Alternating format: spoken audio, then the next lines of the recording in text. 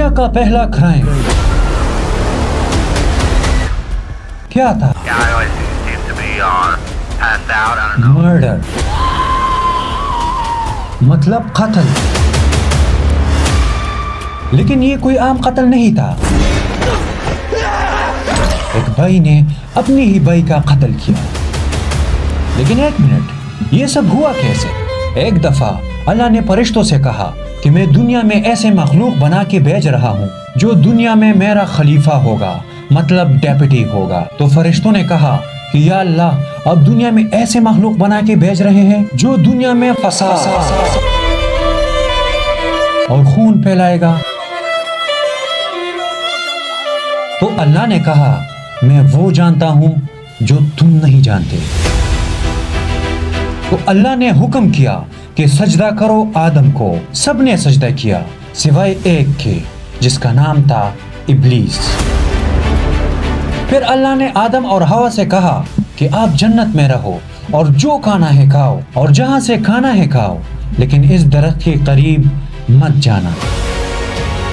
تو وہ وہاں پر اپنی زندگی ہنسی خوشی انجوائے کرنے لگی. لیکن ایک دن شیطان ان کے پاس آیا اور ان سے کہا کہ کیا میں آپ کو ایک ایسے درخت کے بارے میں نہ بتاؤں جس کا فروٹ کھانے سے تم کبھی نہیں مرو گے اور تمہیں ایک ایسی بادشاہت ملے گی جو کبھی ختم نہیں ہوگی. اس لالچ میں آ کر انہوں نے وہ فروٹ کھا لیا. تو اللہ نے کہا اتر جاؤ زمین پر، اور انہیں جنت سے نکال دیا. اس کے بعد آدم اور حوا دنیا میں سخت زندگی گزارنے لگے اور محنت کرنے لگے.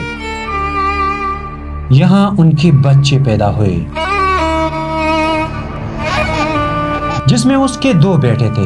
ایک کا نام تھا قابیل اور دوسری کا نام تھا قابیل. ایک دفعہ ان کو اللہ نے کہا کہ میرے راہ میں قربانی یعنی سیکریفائس پریزنٹ کرو. قابیل جو کہ ایک شیپرڈ تھا، مطلب بکری چراتا تھا، اس نے اپنی بکریوں میں سے سب سے بیسٹ بکری اللہ کے سامنے پریزنٹ کی. اور قابیل جو کہ ایک فارمر تھا، اس نے سب سے لو کوالٹی کراپس یعنی فصل اللہ کے سامنے پیش کی. تو اللہ نے صرف ان میں قابیل کی قربانی ایکسپٹ کی. تو یہ دیکھ کر قابیل کو اپنی بھائی پر بہت غصہ آیا اور بہت زیادہ جیلس ہوا. تو وہ اپنی بھائی کو ایک قید میں لے کر گیا. تو وہاں پر قابیل نے حابیل سے کہا کہ میں تمہیں قتل کروں گا. تو حابیل نے اسے جواب دیا کہ اگر تم مجھ پر قتل کرنے کے لیے ہاتھ اٹھاؤ گے تو میں تمہیں کچھ بھی نہیں کہوں گا. تو یہ دیکھ کر قابیل کو بہت زیادہ غصہ آیا اور وہ بہت زیادہ جیلس ہوا. تو اس نے ایک پتھر سے اپنے بھائی کو مار کر اس کا قتل کر دیا. اور یہاں پہ دنیا کی تاریخ کا پہلا کرائم ہوا، مرڈر، جو کہ ایک بھائی نے دوسری بھائی کا کر دیا. قابیل نے جیسے ہی اپنی بھائی کا قتل کر دیا، اسے ریئلائز ہوا کہ اس نے کتنی بڑی غلطی کی ہے. اور اس نے ایک دم کہا کہ لعنت ہو مجھ پہ، کیونکہ اس ٹائم نہ ججز تھے، نہ کورٹ اور نہ کوئی وکیل. لیکن دنیا کا پہلا جج اسی کا اپنا نفس تھا، جس سے اسے ریئلائز ہوا کہ اس نے بہت بڑی غلطی کی ہے.